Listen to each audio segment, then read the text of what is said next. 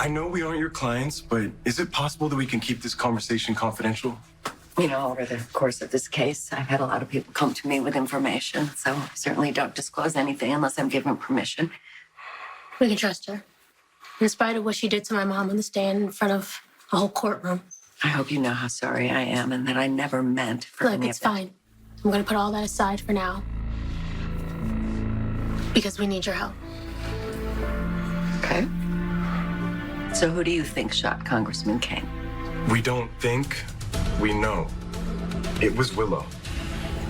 And we know because we were there that night. You saw Willow shoot him. When we heard Drew come home, we hid in the bedroom, and it was there. Whoa. Hold on. Back up. You hid in his bedroom. What were you doing there that night? I'm his assistant, so That's I have not a what key. I asked Well, you. you know that Drew was blackmailing my mom, so I asked Kai to help me find the evidence that he had against her so that we could destroy it. And when we were looking for it, that's when Drew came home, so we hid in the bedroom. And when we were there, we heard gunshots. But when did you see Willow? Did you see her fleeing the scene? We never actually saw Willow then. Well, if you didn't actually see her, how do you know it's her? Because we heard her.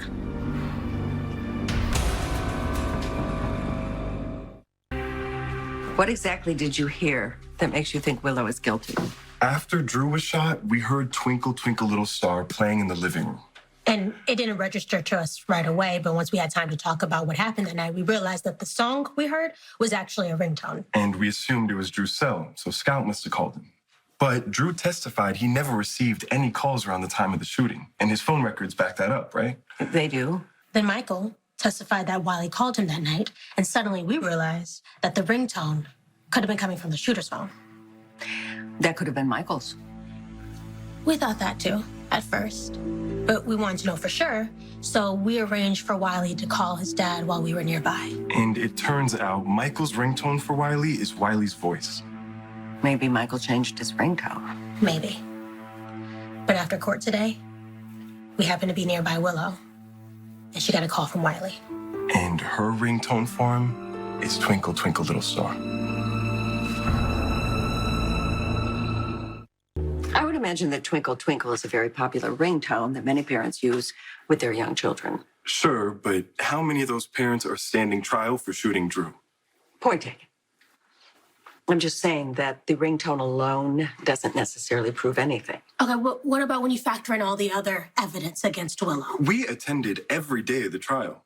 We know that Willow lied about her first alibi and her second one is thin. And even if you forget about Willow's cell phone ping, Turner had all that other evidence against her, but for some reason it was inadmissible. And the gun was found in her room at Elizabeth's. I can see that you both have done your homework. And I appreciate that.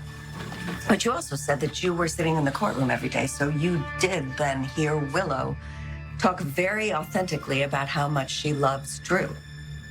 So does that sound like a woman who would shoot him and then marry him? But isn't it possible that she married Drew to cover her tracks and to throw people off?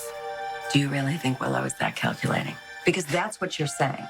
You're saying that all this time she has fooled everyone into believing that she's this wonderful, warm, kind mother and nurse. But in reality, she's a cold-blooded killer who would shoot the man that she loves in the back, not once, but twice. Before the